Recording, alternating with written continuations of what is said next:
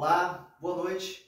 Meu nome é Alex Costa Souza, sou aluno da Unicesumar, estou cursando o bacharelado em Teologia e entre várias matérias do nosso curso, gostaria dessa noite falar sobre o estudo das religiões, mas dentro do estudo das religiões iremos dar um foco em um assunto muito interessante que é o mito.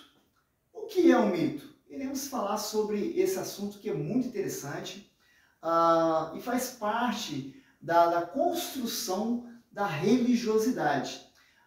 De antemão, gostaria de frisar que o mito ele anda em paralelo com os ritos, com os rituais. Então não tem como desassociar os rituais do mito, mas o ritual é um outro assunto, é uma outra matéria, e hoje estaremos focando no mito. E o que ele é? Entenderemos a partir dos seus objetivos gerais. Falaremos de definição do mito, as funções do mito, a mitologia comparada e a relevância contemporânea. É muito importante saber o porquê do mito, as suas funções para o construir da religião, da religiosidade, e a mitologia comparada. Iremos observar que alguns aspectos religiosos, alguns aspectos mitológicos é encontrado tanto em algumas crenças como em outras crenças também. Isso é muito interessante. E falaremos também sobre a relevância contemporânea, o porquê o mito hoje ele tem um papel significativo no nosso meio. Pois bem, definição do mito.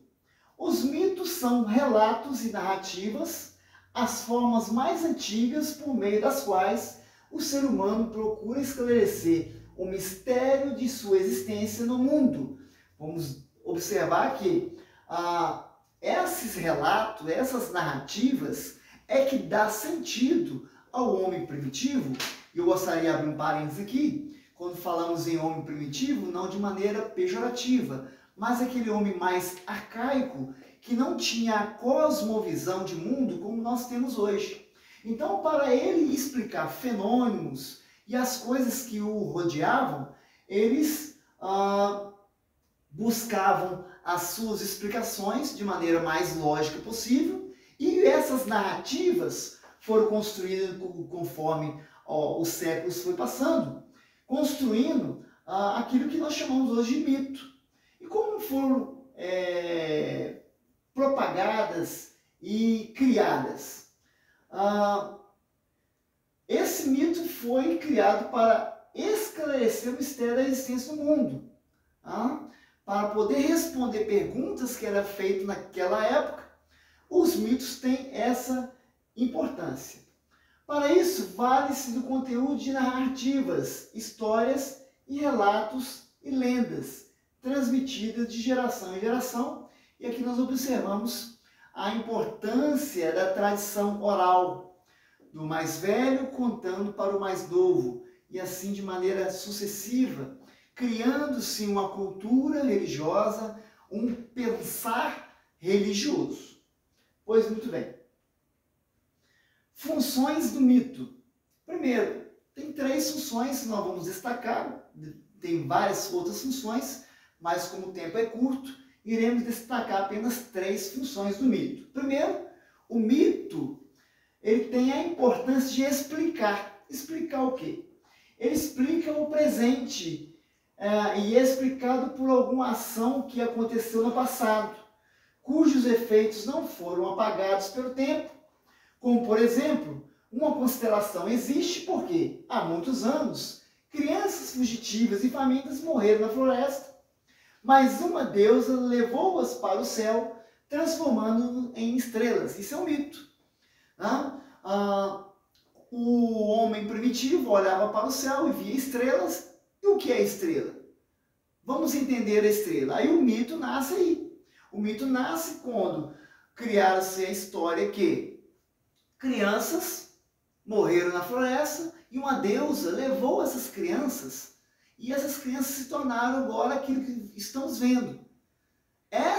naquela época era a explicação lógica para as estrelas, né? Isso é um mito. Pois muito bem, o mito tem essa importância de explicar, mas também o mito tem a importância de organizar. O mito organiza as relações sociais de modo de legitimar e determinar um sistema complexo de permissões e proibições. Vou dar um exemplo do mito de Édipo, que existe em várias sociedades e tem a função de garantir as proibições do incesto. Por exemplo, o castigo destinado a quem não obedece às regras funciona como intimidação e garante a manutenção do mito. Exemplo, essa história de Édipo, um mito de origem grega, contando de maneira bem resumida, um rei e uma rainha teve esse filho chamado Édipo, e esse menino estava profetizado que ele ia matar quando ele tivesse adulto, mataria seu pai e casaria com a sua própria mãe.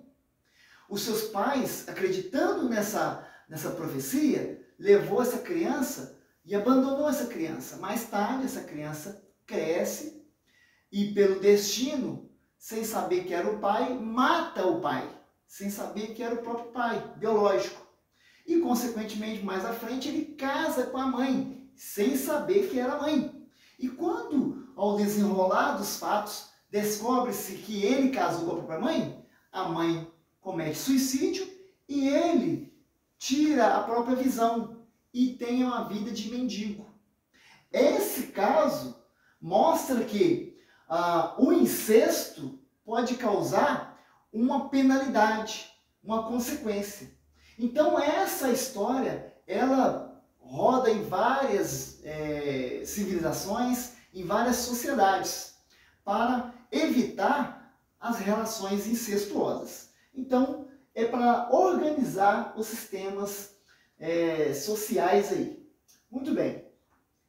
E outra função também do mito é compensar. O mito conta algo que aconteceu e não mais é possível de acontecer, mas que serve tanto para compensar os humanos por alguma perda, como para garantir-lhes que esse erro foi corrigido no presente, oferecendo uma visão estabilizada da natureza e do meio que cerca. Exemplo disso, o mito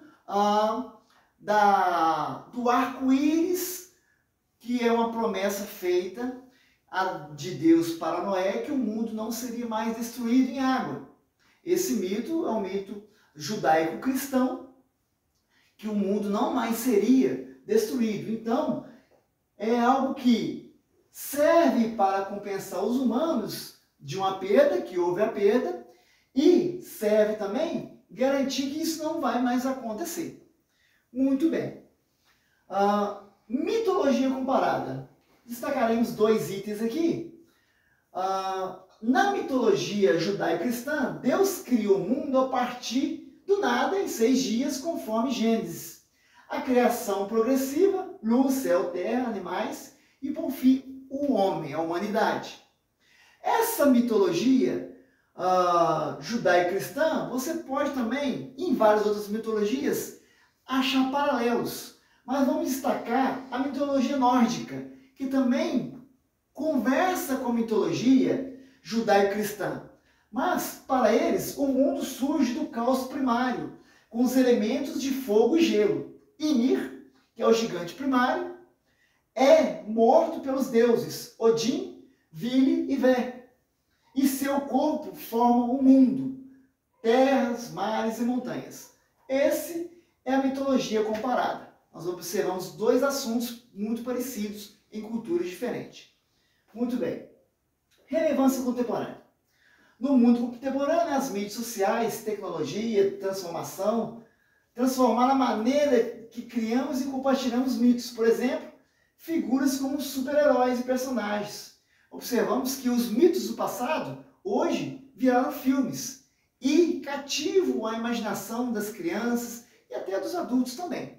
Então, hoje, a mitologia também tem uma importância para os dias de hoje.